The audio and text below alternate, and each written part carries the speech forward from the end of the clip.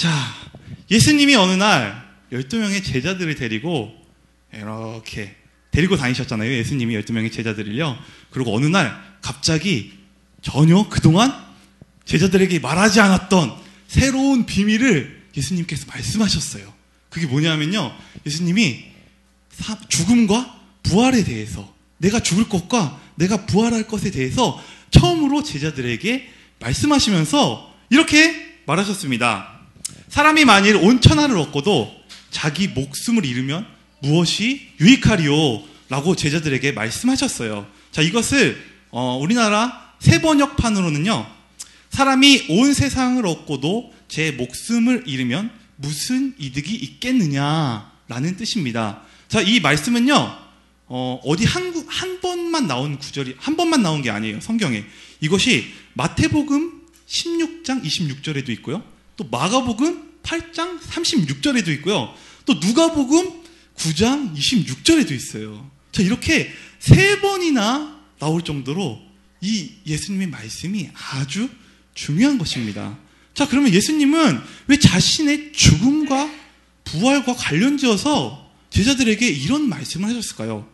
사람이 만일 온 천하를 얻고도 자기 목숨을 잃으면 무엇이 유익하리요라고 말씀을 하셨을까요? 자, 이것은요, 예수님이 자신의 죽음과 부활과 관련되어서 우리가 구원을 얻는 것에 대한 중요성을 예수님이 강조하고 계신 것입니다. 자, 이것에 대해서 제가 조금 말을 바꿔서 다시 한번 읽어드릴게요. 사람이 온 세상을 얻고도 구원을 얻지 못한다면 무슨 이득이 있겠느냐라는 말인 것입니다. 자, 어떻습니까, 여러분? 제가 바꾼 이 말에 여러분 동의하십니까? 자, 구원은 그만큼 우리의 생명과 그리고 예수님이 온 천하와도 바꿀 수 없을 만큼 중요한 문제인 것입니다. 자, 그러면 성경은 이 구원의 방법에 대해서 무엇이라고 이야기하고 있습니까? 자, 에베소서 2장 8절입니다. 너희는 그 은혜에 의하여 믿음으로 말미암아 구원을 받았으니, 자, 이것이 너희에게서 난 것이 아니요 하나님의 선물이라. 자, 성경은요, 분명히 구원을 믿음으로 말미암는 구원을 이야기하고 있습니다. 그러므로 우리는 믿음으로 말미암아서 구원을 얻는 것입니다. 자, 그런데 제가 오늘 여러분들에게 이야기하고 싶은 이 구원이라는 것은요, 이 우리가 구원이라고 했을 때 많이 오해하고 있는 부분들을 제가 3가지 정도 찝어드리겠습니다.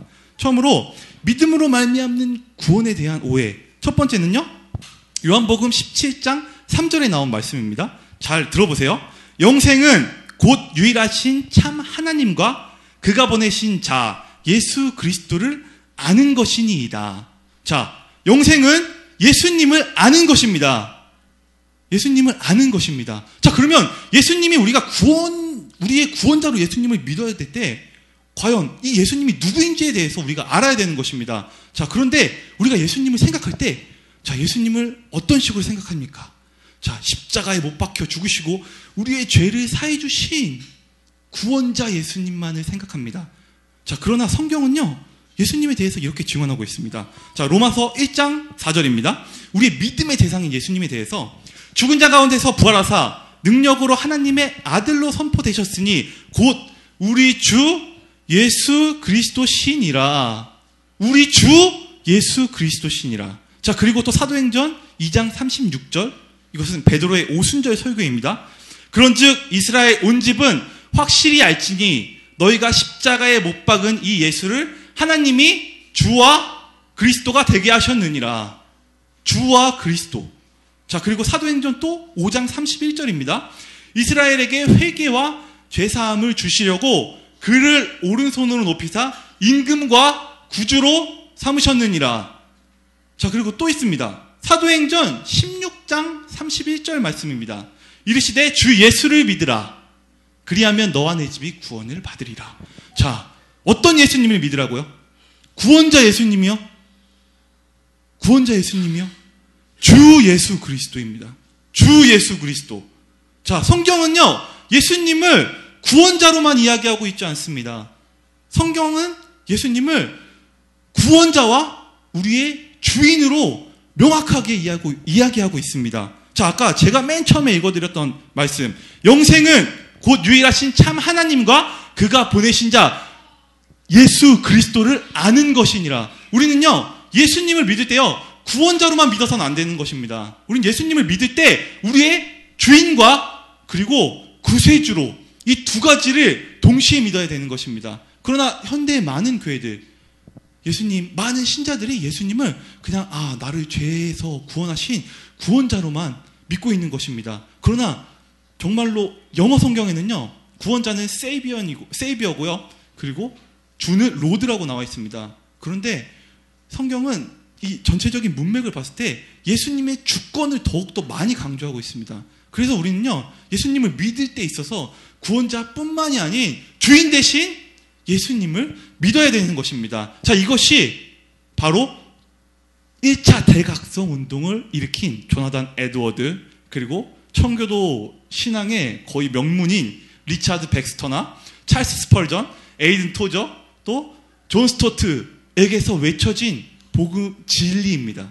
복음의 진리입니다. 우리는 예수님을 믿을 때 구원자뿐만이 아닌 주 예수 그리스도를 믿는 것입니다. 자, 그러므로 우리는 예수님을 우리의 구세주와 우리의 주인으로 믿어야 하는 것입니다. 자, 두 번째, 구원은요, 우리가 믿음을 생각할 때 자꾸 이렇게 믿음을 얘기하면서 행함을 반대되는 개념으로 자꾸 이야기를 해요. 믿음과 행함은요, 이 반대되는 개념이 성경에는 아니에요.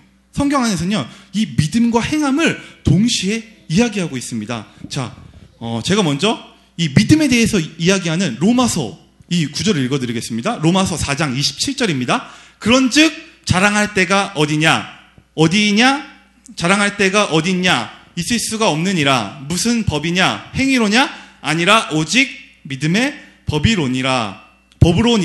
이것이 로마서에 나온 얘기입니다. 이렇게 로마서는요, 믿음을 이야기하고 있습니다. 자, 그런데 로마서 뒤에 보면 야고보서가 나오죠. 자, 야고보서에는요, 어떻게 나오냐면요, 행함을 이야기할 때는 어떤 사람이 말하기를 너는 믿음이 있고 나는 행함이 있으니 행함이 없는 내 믿음을 내게 보이라. 나는 행함으로 내 믿음을 내게 보이라 하리라. 자, 이렇게 야고보서는요, 행함을 이야기를 하고 있어요. 자, 그러면 믿음을 강조하는 로마서와 행함을 이야기하는 야고보서, 이 두 개가 대립되는 개념이 아닙니다. 만약에 이것이 대립되는 개념이라면요, 야고보서나 로마서 둘 중에 하나를 성경에서 빼야 돼요. 그런데 성경은요, 이 두 가지가 동시에 들어가 있습니다. 그러므로 우리는 이 구원의 믿음이라는 것은요, 행함이 있는 산 믿음인 것입니다. 그리고 좀 더 정확하게 이야기하면요, 로마서에서 나오는 이 행함은요, 율법의 행함이에요. 율법의 행함. 그러니까 우리의 행동의 행함이 아니라 율법 그 자체를 지키는 행함에 대해서 이야기를 하고 있는 거예요. 자, 바울은 그 행함이 아니라 믿음이라고 이야기를 하고 있습니다. 율법의 행함이 아닌 믿음.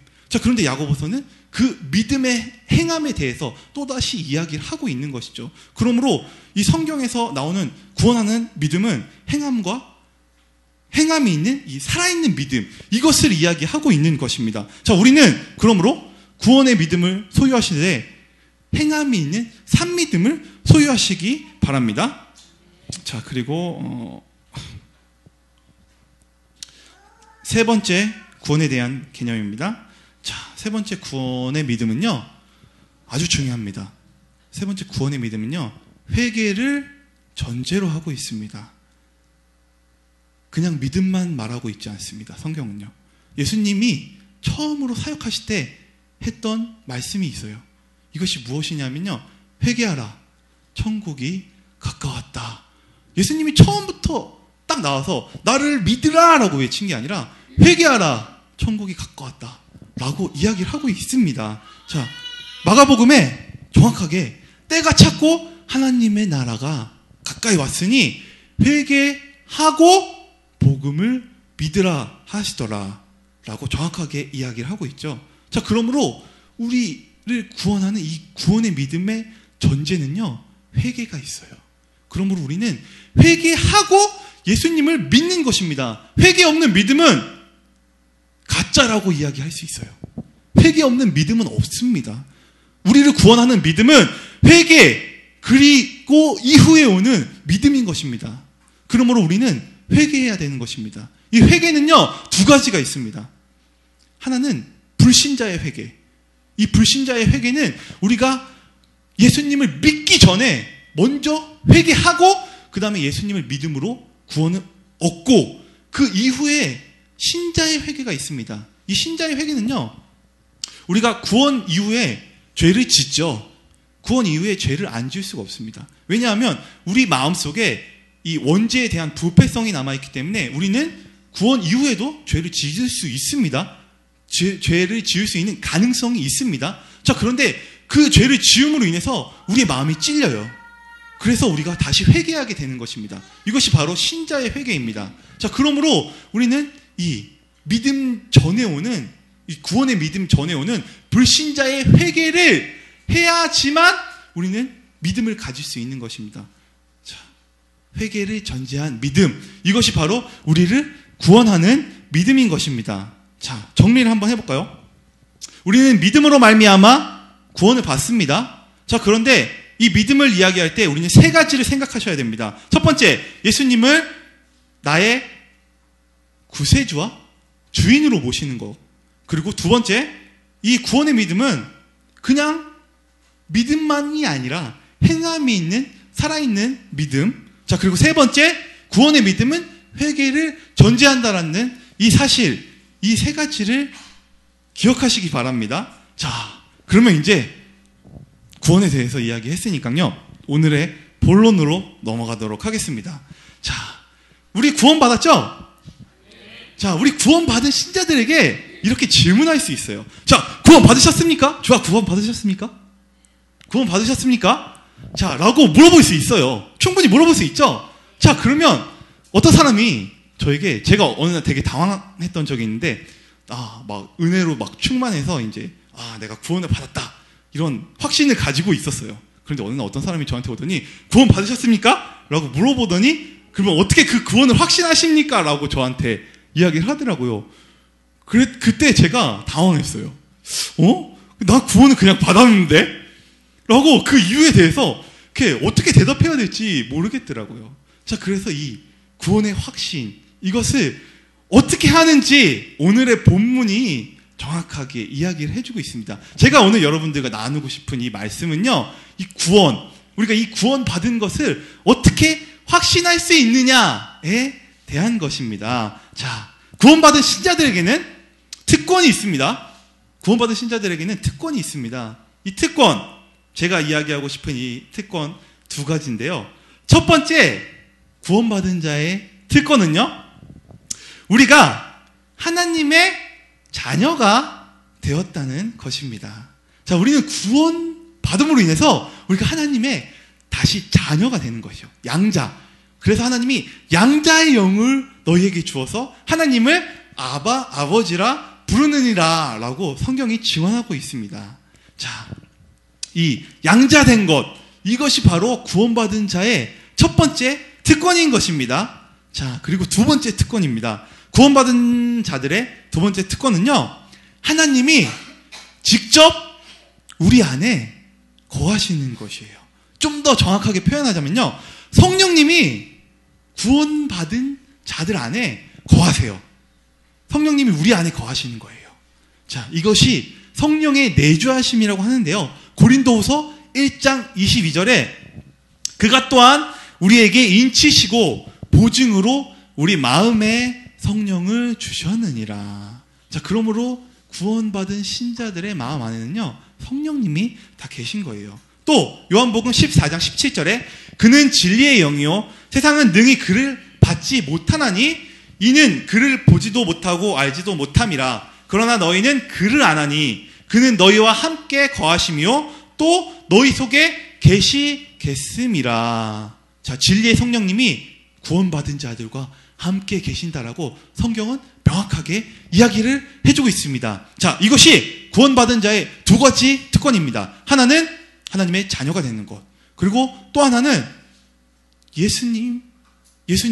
성령님이 우리 안에 거하신다라는 것. 자, 이것이 바로 구원받은 자들의 특권입니다. 우리는 이 특권을 가지고 우리의 구원을 확증할 수 있는 것입니다. 자, 이 구원의 확증에는요, 내적 확신이 있습니다. 이 내적 확신은 오늘 본문에서 보셨던 것처럼, 자, 오늘 본문을 제가 다시 한번 읽어드릴게요. 자, 성령이 친히 우리 영과 더불어 우리가 하나님의 자녀인 것을 증언하시나니. 자, 성령이 우리 영과 더불어 우리가 하나님의 자녀인 것을 증언하신답니다. 자, 우리가 하나님의 자녀가 됐다라는 것은요, 구원받았다라는 뜻이에요. 왜냐하면요, 우리가 구원받는 그 순간에 하나님은 우리에게 의롭게 하시고, 또 우리의 자녀가 되게 하시고, 그리고 또 우리의 죄를 사하십니다. 자, 이 세 가지가 구원의 순간에 일어나는 그 변화예요. 자, 그러므로 이 하나님의 자녀, 즉 구원받았다라는 증거를 성령이 우리 영과 더불어, 그러니까 성령님이 우리 영과 함께 우리가 하나님의 자녀인 것을 증언하시는 것이에요. 자, 이것이 내적 구원의 확신입니다. 내적 확신. 자, 성령님은 그러면 어떤 내용을 증언하십니까? 자, 본문을 읽어드리겠습니다. 성령님이 어떤 내용을 증언하시는지. 요한복음 15장 26절에 내가 아버지께로부터 너희에게 보낼 보혜사 곧 아버지께로부터 나오는 진리의 성령님이 오실 때 그가 나를 증언할 것이요. 자, 성령님이 누굴 증언한다고요? 바로 예수님을 증언한다라고 합니다. 자, 그런데 이 하나님의 자녀가 됐다라는 것, 이 성령님이 예수님을 증언하시는데 어떤 식으로 증언하시냐면요, 예수님이 십자가에 죽으셨고 그 십자가의 공로로 인해서 우리가 하나님의 자녀가 됐다. 즉 예수님의 그 보혈의 공로를 성령님께서 우리 가운데 증언하시는 거예요. 우리의 영 가운데에 먼저 증언하세요. 성령님이 예수 그리스도가 너를 위해서 죽었고 그로 인해서 너희가 하나님의 자녀가 되었다라는 것을 우리 영에 증언하세요. 자, 그러면 우리의 영은 그것을, 성령님의 그 증거를 우리가 알아들어요. 그러면 우리는 깨닫게 돼요. 아, 맞다. 내가 구원받았지. 그리고 내가 하나님의 자녀가 되었지. 하나님이 나를 사랑하시고 그리고 예수님이 나를 위해서 죽으셨구나. 내가 그 예수님으로 인해서 내가 구원받는구나 라는 이 확신을 성령님과 우리의 영이 동시에 같이 우리의 마음 가운데서 증언하는 것입니다. 자, 이것이 바로 우리가 구원받았다라는 사실을 확증할 수 있는 내적 확신인 것입니다. 자, 그런데 우리는요, 조심해야 될 것이 있어요. 자, 그것은 무엇이냐면요, 이 내적 확신만을 가지고 우리의 구원을 점검하는 것은 어떻게 보면 상당히 위험한 일일 수도 있습니다. 왜냐하면 사람은 교만해요. 교만하기 때문에 속일 수 있어요. 그래서 내가 구원받지 않았는데 그냥 복음을 들음으로 인해서 나는 그렇게 실제로 나한테 그런 일들이 일어나지 않았는데 그 얘기를 듣고 지식적으로 동의할 수 있어요. 맞아. 그렇지. 지식적으로 동의하고 나를 속여요. 맞아. 나는 그렇게 했으니까 내가 구원받은 사람이 될 수도 있구나 라고 우리는 속일 수 있어요. 우리 자신을. 그래서 우리 자신에게 솔직하지 않은 사람은 이 내적 증거가 사실은 소용이 없어요. 이게 위험한 것입니다. 내적 증거만 갖는 것은 위험한 것이에요. 자, 그래서 우리는 내적 증거와 함께 구원에 대한 외적 증거를 동시에 가져야 되는 것입니다. 자, 두 번째, 이 외적 증거는요, 우리의 삶 가운데에 열매로 나타나는 것이에요.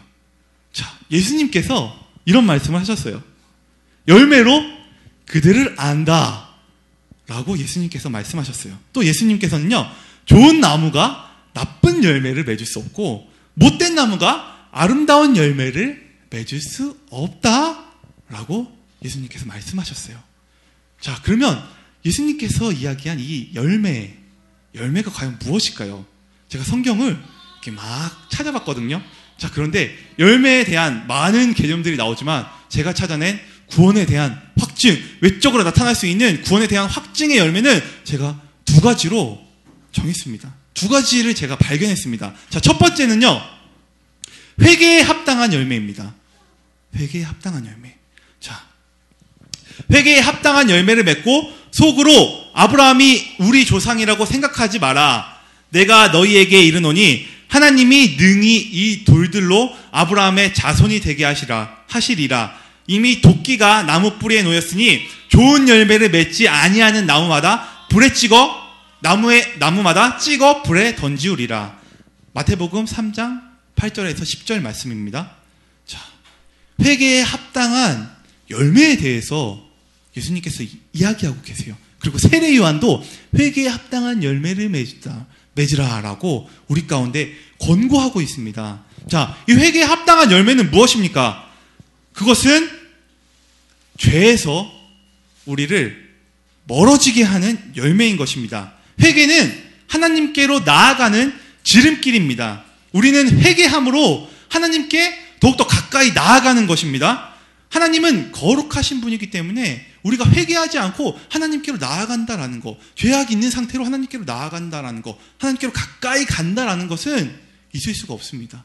자, 그러므로 우리는 이 구원받은 자들은요, 이 회개에 합당한 열매를 맺음으로 점점 거룩한 삶을 살게 되는 것이에요. 그것이 순간적이든 아니면 점진적이든, 구원받은 성도는 점진적으로 그리고 순간적으로 이 회개에 합당한 거룩한 삶을 살아내는 것입니다. 실제적으로. 그러므로 우리의 삶 가운데에 이런 거룩한 삶의 열매들이 나타날 때 이것이 우리의 구원을 확신해주는 열매가 되는 것입니다. 자, 이것이 바로 회개에 합당한 열매입니다. 구원받은 자들에게 나타나는 회개에 합당한 열매입니다. 자, 그리고는 두 번째, 바로 성령의 열매입니다. 오직 성령의 열매는 사랑과 희락과 화평과 오래 참음과 자비와 양성과 충성과 온유와 절대니 이 같은 것을 금지할 법이 없느니라. 갈라디아서 5장 22절 말씀입니다. 자, 구원받은 자들 안에는 제가 아까 특권을 말씀드렸죠. 성령님이 내주하세요. 성령님이 내주하시기 때문에 구원받은 자들은요, 이 성령의 열매들을 삶 가운데 맺습니다. 실제적으로. 근데 이 성령님께 순종함으로 우리가 이 삶 가운데 성령의 열매들을 맺는 것입니다. 자, 그런데 이 성령의 열매는요, 절대적인 것이 아니에요. 왜냐하면 사람의 기본적인 성품은 다 상대적이에요. 어떤 사람은 온유함을 처음부터 갖고 태어날 수도 있어요. 처음부터 그냥 온유해요. 사람이 그냥 온유해. 그냥 어떤 사람이 그냥 처음부터 태어날 때부터 온유해요. 자, 근데 그 사람이 온유하다고 해서 성령의 열매인 온유함을 맺는 것이 아닙니다. 그 사람이 맺을 수 없는 그 이상의 수준의 열매가 바로 성령의 열매인 것입니다. 자, 어떤 사람은 이 처음 가진 성품이 너무 괴팍해요. 자, 그런데 그 사람이 참아서 어떤 순간에 한번 사랑의 열매를 맺을 수 있어요. 근데 어떤 사람이 봤을 때 그게 무슨 사랑의 열매야 라고 이야기할 수 있지만 그것은 그 사람에게 있어서 상대적인 성령의 열매인 것입니다. 자, 그러므로 구원받은 자들은 성령님을 우리 안에 가지고 있기 때문에 이 성령님으로 인해서 우리가 성령의 열매를 맺을 수 있는 것입니다. 자, 이것이 바로 우리 삶 가운데 외적으로 드러낼 수 있는 구원의 확증입니다. 자, 말씀을 정리하도록 하겠습니다. 자, 우리는 구원을 받았습니다. 자, 그런데 그 구원받은 것에 대해서 어떻게 확증하느냐? 자, 내적인 확증과 외적인 확증이 있습니다. 자, 내적인 확증은요, 성령님이 우리 영과 더불어 하나님의 우리가 구원받았다라는 것을 우리 안에서 증언해 주는 것이고요. 또 그것과 함께 또 외적으로는 회개에 합당한 열매 맺는 삶이 우리 삶 가운데서 나타나는 것이고, 또 성령의 열매들이 우리 삶 가운데서 맺혀지는 것입니다. 자, 그러므로 우리는 우리의 구원을 늘 이 구원의 확증을 가지고 점검하면서 살아야 하는 것입니다. 바울의 권면처럼 말입니다. 지금 나 없을 때에도 항상 복종하여 두렵고 떨림으로 너희의 구원을 이루라 라고 바울이 권면하고 있습니다. 자, 우리는 이 하나님이 주신 선물인 구원, 이 구원을 이뤄감으로 하나님 나라에 합당한, 그리고 구원받은 신자의 삶을 사는 저와 여러분이 되기를 예수님의 이름으로 축복합니다.